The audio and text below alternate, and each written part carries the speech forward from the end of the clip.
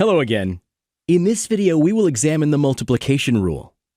For starters, let us examine the conditional probability formula once again. The probability of event A given B equals the probability of the intersection of A and B over the probability of event B occurring.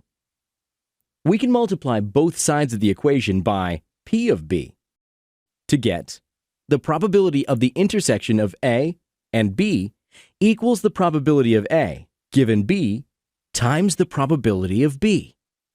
We call this equation the multiplication rule. Let us look at a numerical example and see why this makes sense. Suppose the probability of event B is 0.5 and the probability of event A given B is 0.8. This suggests that event B occurs 50% of the time and event A also appears in 80% of those 50% when B occurred. Therefore, the likelihood of A and B occurring simultaneously is 0.8 times 0.5, or 0.4. Let us look at another example. Suppose we draw 2 cards from a standard deck of 52 playing cards. We draw one, shuffle the deck without returning the card, and then draw a second one. Assuming we did not draw a spade on the first draw, what is the probability of drawing a spade on the second draw? If we express these as a single conditional probability, event A would be drawing a spade on the second try, and event B would be not drawing a spade on the first try.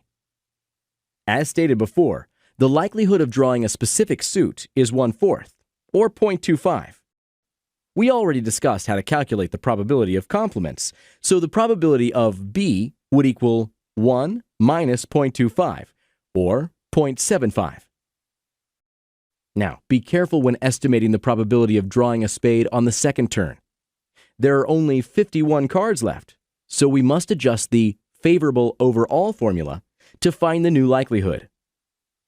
We have assumed we did not draw a spade on the first go, so the favorable outcomes would still be the 13 spades left. However, we are 1 card short from having a complete deck, so the new sample space would be 51. Therefore, the probability would be 13 over 51, or approximately 0.255. Great! So far, we have calculated the likelihood of not drawing a spade on the first turn and the probability of drawing a spade on the second go, given we drew something else first. However, we still haven't answered the question we are interested in. What is the probability of drawing a spade on the second draw, assuming we did not draw a spade on the first draw? To answer it, we need to apply the multiplication rule.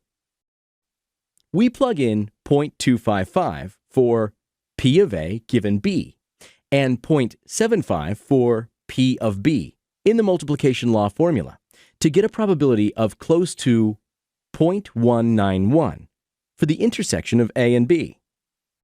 So we have a probability of 0.191 of drawing a spade on the second turn, assuming we did not draw one initially. Marvelous work, everyone! For homework, you can practice your understanding by finding the probability of getting a spade on either the first turn or the second turn. You could solve it in 2 separate ways, by using the additive law or by using the multiplicative rule. Thanks for watching.